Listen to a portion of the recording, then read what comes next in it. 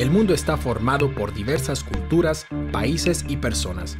Sin embargo, más allá de las diferencias, existe un rasgo común fundamental. Todos los seres humanos nacen libres e iguales en dignidad y derechos. Así reza el artículo primero de la Declaración Universal de Derechos Humanos del 10 de diciembre de 1948. Los derechos humanos se han convertido en uno de los conceptos más importantes de la historia de la humanidad. ¿Pero qué son realmente los derechos humanos? ¿Quién es responsable de su defensa? ¿Y son realmente válidos para todos los seres humanos? Se entienden por derechos humanos aquellos que corresponden a toda persona por el solo hecho de serlo. Son innatos. Los derechos humanos tienen validez sin excepción para todo ser humano en cualquier parte del mundo. Son, por lo tanto, universales.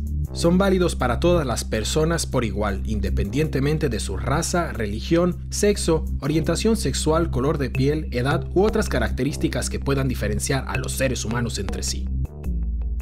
Los derechos humanos forman parte del derecho internacional.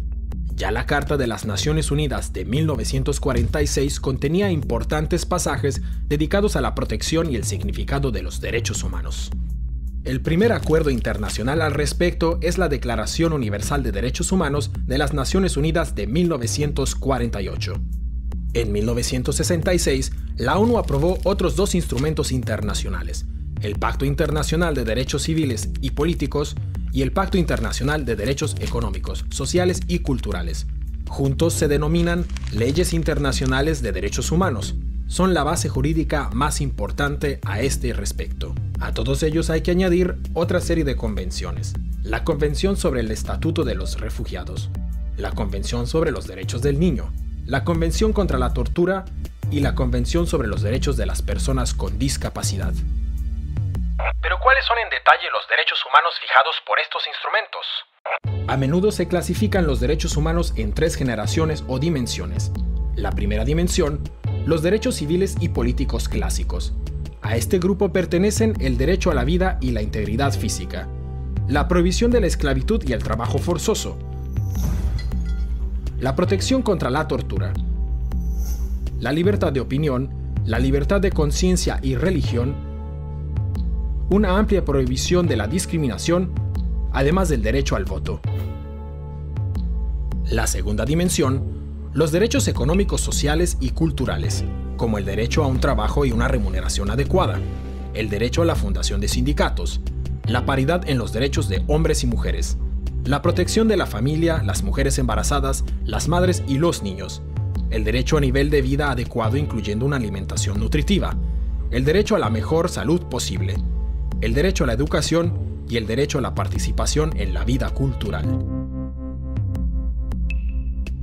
La tercera dimensión está compuesta por los derechos colectivos, por ejemplo, el derecho a la autodeterminación, el derecho al desarrollo, el derecho a un medio ambiente limpio y el derecho a la paz. En este sentido, resulta fundamental el principio de la indivisibilidad de los derechos humanos. Según este principio, no puede establecerse una jerarquía entre los derechos políticos, económicos, sociales y culturales. Los derechos humanos deben garantizarse conjuntamente. La realización de los derechos civiles y políticos depende de la garantía de los derechos económicos, sociales y culturales y viceversa. ¿Y quién se ocupa de que se apliquen y respeten los derechos humanos? La responsabilidad principal recae en los gobiernos. Estos no pueden perpetrar ninguna violación de los derechos humanos. Deben protegerlos de los ataques de terceros y tienen que crear las condiciones para su absoluto cumplimiento. El órgano central de la ONU es el Consejo de Derechos Humanos, formado por 47 estados con sede en Ginebra. El Consejo de Derechos Humanos revisa regularmente la situación de los mismos en los estados miembros. Asimismo, puede enviar expertos independientes a países específicos. Pero existe un problema. En este órgano participan muchos estados que en la práctica no protegen los derechos humanos. El Consejo de Seguridad de las Naciones Unidas se ocupa especialmente de la protección de los derechos humanos en guerras y conflictos armados. Sus esfuerzos se dirigen, por ejemplo, a luchar contra el reclutamiento de menores como soldados. La Alta Comisionada de las Naciones Unidas para los Derechos Humanos coordina todas las labores relativas a este respecto y dispone de varias oficinas locales que pueden enviar a expertos en derechos humanos a las misiones de paz de la ONU. la Corte Penal Internacional de La Haya. Por primera vez existe desde 1998 una instancia que puede investigar y condenar violaciones especialmente graves de los derechos humanos, como son el genocidio, los crímenes de guerra y los crímenes contra la humanidad. Sus alcances todavía son limitados a causa de la falta de apoyo de importantes naciones como los Estados Unidos de América o China. Sin embargo, este es un importante paso ya que los criminales de guerra ya no pueden estar seguros de permanecer impunes. Además de las instituciones internacionales de la ONU, existen otros organismos y acuerdos en materia de derechos humanos a niveles regionales. El Convenio Europeo para la Protección de los Derechos Humanos y de las Libertades Fundamentales, o el Tribunal Europeo de Derechos Humanos en Estrasburgo, la Carta Africana de Derechos Humanos y de los Pueblos, y la Convención Americana sobre Derechos Humanos. La sociedad civil asume un papel especialmente importante. Las organizaciones no gubernamentales como Amnistía Internacional o Human Rights Watch se encargan de vigilar en todo el mundo el respeto de los derechos humanos y de llamar la atención sobre violaciones a los mismos. Mediante su presencia en la opinión pública, ejercen presión sobre los gobiernos. Asimismo, participan en el desarrollo de las bases jurídicas. También cabe destacar la importancia de los Institutos Nacionales de Derechos Humanos, instituciones independientes que asumen un rol esencial en cuestión de vigilancia de derechos humanos. ¿Pero existen controversias en materia de derechos humanos? Sí, sobre todo dos aspectos son controvertidos. Punto de discordia número 1, el carácter universal de los derechos humanos. El argumento, la idea de los derechos humanos procede de Occidente y por lo tanto no puede trasladarse automáticamente a otras culturas. Es verdad, el origen y la extensión de la idea de los derechos humanos están unidos al desarrollo cultural y las tradiciones. Pero también es cierto que ningún ser humano desea ser torturado o discriminado a causa del color de su piel o su religión. Toda persona aspira a poder expresar su opinión libremente, sin miedo a ser perseguido. Todo ser humano desea vivir una vida digna bajo un techo y sin sufrir hambre ni sed.